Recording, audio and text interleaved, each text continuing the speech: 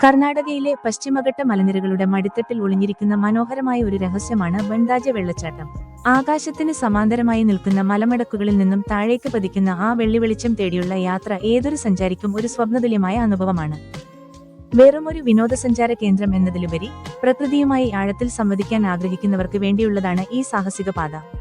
ചിക്കമംഗളൂരിന്റെ അതിർത്തിയിലുള്ള സുങ്കസാലെ എന്ന ഗ്രാമത്തിൽ നിന്നാണ് ഈ യാത്രയുടെ യഥാർത്ഥ ആവേശം തുടങ്ങുന്നത്.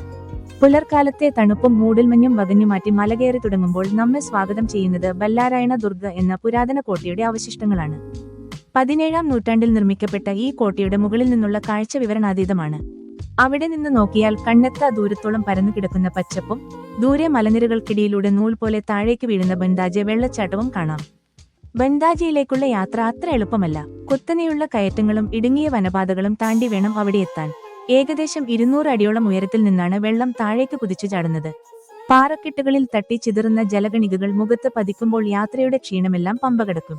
വെള്ളച്ചാട്ടത്തിന്റെ മുകൾ ഭാഗത്താണ് നമ്മൾ എത്തുന്നത് എന്നതുകൊണ്ട് തന്നെ അവിടെ നിന്ന് താഴേക്ക് നോക്കുമ്പോൾ ലഭിക്കുന്ന ബേർഡ്സ് ഐ വ്യൂ ഭയപ്പെടുത്തുന്നതും ഒപ്പം ആവേശകരവുമാണ്. ഇവിടെ എത്തുന്ന ഓരോ സഞ്ചാരിയും ഓർക്കേണ്ട ഒരു കാര്യമുണ്ട്: നമ്മൾ പ്രവേശിക്കുന്നത് വന്യജീവികളുടെയും അപൂർവ സസ്യങ്ങളുടെയും ആവാസ വ്യവസ്ഥയിലേക്കാണ്. അതുകൊണ്ട് തന്നെ പ്ലാസ്റ്റിക് മാലിന്യങ്ങൾ ഒഴിവാക്കിയും പ്രകൃതിയുടെ നിശബ്ദത ഭംഗം വരുത്താതെയും വേണം ഈ യാത്ര ആസ്വദിക്കാൻ. വനം വകുപ്പിന്റെ കർശനമായ പരിശോധനകളും അനുമതിയും ഇവിടെയുള്ളത് അതുകൊണ്ടാണ്. മഴക്കാലത്തിന് ശേഷമുള്ള മാസങ്ങളിൽ സെപ്റ്റംബർ മുതൽ ജനുവരി വരെ ബൻഡാജെ അതിന്റെ പൂർണ്ണ സൗന്ദര്യത്തിൽ നിൽക്കും.